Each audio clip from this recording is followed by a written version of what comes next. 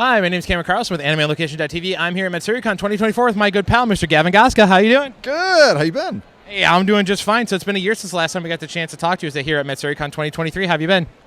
Keeping busy, just doing a thing. It's always something going on. Well, we've had the chance to hang out at other cons privately, so it's always great when I get to put you on camera. So following up with you, you obviously are one half of Midnight Syndicate. How is everything going with you guys this year? Good. We are actually. It kind of seems like a slow season for us. We just announced a new album coming out for next year. We'll start really working on that in earnest, like at the end of this year. But just kind of gathering some things, like some plans and stuff. Since Cedar Point didn't work out for this year. Hopefully, we'll be back there again at some point in the future. We'll see. Be cool. Good times. Now, you're always on the lookout, as a personal thing, you're always on the lookout for dead malls. Yes. Where has been one of your newest obsessions? So I did a road trip out to see a couple of friends of mine out in PA, like Central PA, and I ended up turning that into like a half dead mall trip. We were out to see Nobles Amusement Park, but on the way there and back, I'm like, no, there's too many dead malls. We got to see them all. So yeah, there's a ton. I mean, they're still out there. They're kind of getting fewer because they're getting torn down and all that. But like Susquehanna Valley was one that I hit, which was out near Nobles, and stuff. So yeah, it's, I don't know. It's still interesting to see them. That's for sure. Well, I mean, some of them do need to be torn down for safety reasons, for public safety. Yeah, case in point, Century 3, unfortunately, that's an iconic mall on the outskirts of Pittsburgh. But it's just, it just became a hazard. So unfortunately. Again, we do want people to be safe. That's the key thing. Now, again, you're also here vending for Home Circle Media, and it continues to provide a lot of great products. How's it been for you over the past year? I noticed the economy thing. I mean, not to go down that dark road, but I've been noticing it. So we've been cutting back on some shows and stuff, but the ones I'm doing, I try to focus more on bringing some really cool products. Like this year, we brought some light picture panels from Code Geass. So you don't see a lot of merch from that. We brought some Pretty Cure dolls. Just trying to, get some unusual things here, Alrighty, now, as a personal artist, you also have been doing that for the past year. How's it been the updates for that? There will be soon. I know that's been seeming to be kind of a slow thing, too. I have been doing a lot behind the scenes, and I'm not going to do any spoilers right now, unfortunately. We'll make you wait on that. I'd love to, but I just can't right now. So, alrighty. Now, again, you and I were discussing privately at one point between us on Facebook about Centralia, which the cool part is I've actually done scientific work there. Yeah. I was doing a resistivity survey, which is the electrical current going through the ground via the University of Akron back in 2008 is when we did it. And it was really interesting to see that. And then on top of that, another fun scientific thing is if we had a 10-foot thermocouple probe that we stuck into the ground in the fissures, and we were getting 165-degree F rating right underneath 10 feet underneath us. So for you, what was your experience when you got to visit it?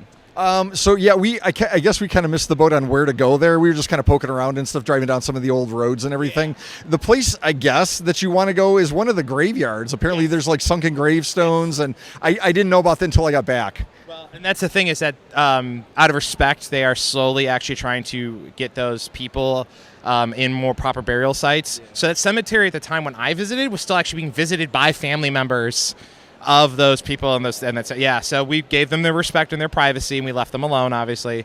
But where we were actually on the old Highway 61 that ran through town. Okay. They've now put piles of dirt on it so you can't go on that road anymore to try to prevent tourists. Yeah. But if you have the opportunity to go to Centralia as a scientist, I think it's really valuable to see the science they were trying to do to preserve the town before they had to let everybody leave.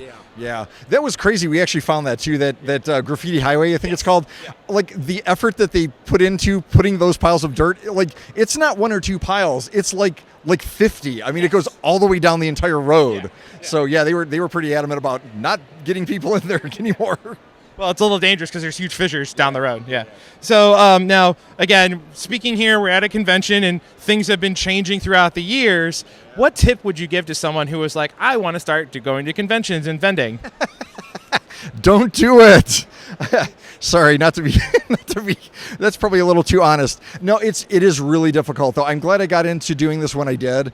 I wouldn't want to be doing it right now. I don't know if I would actually, honestly, just with the economy being the way it is. It's, I get it. Like, attendees don't have as much money because everything's more expensive, inflation and stuff. But it's tough. I mean, I notice big differences, and again, not to fault any of the shows. I know like the shows are doing what they can, and stuff. But yeah, if you're thinking of doing this, really do your homework and look into the numbers specifically. Ask other vendors maybe how their experiences have been, and really, really think about it.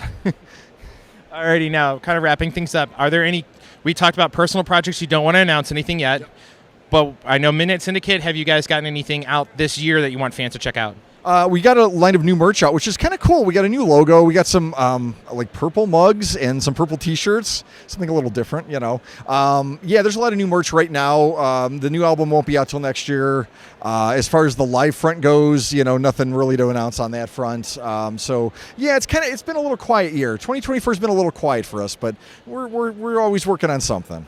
Alrighty, and where can we find all the wonderful Gavin-related things? Okay, so homecirclemedia.com is for all the anime stuff. MidnightSyndicate.com for all the spooky, gothic, orchestral, horror soundtrack stuff. And yes, Gavin Goszka, and I will spell that for you, GavinGoszka.com for kind of everything else.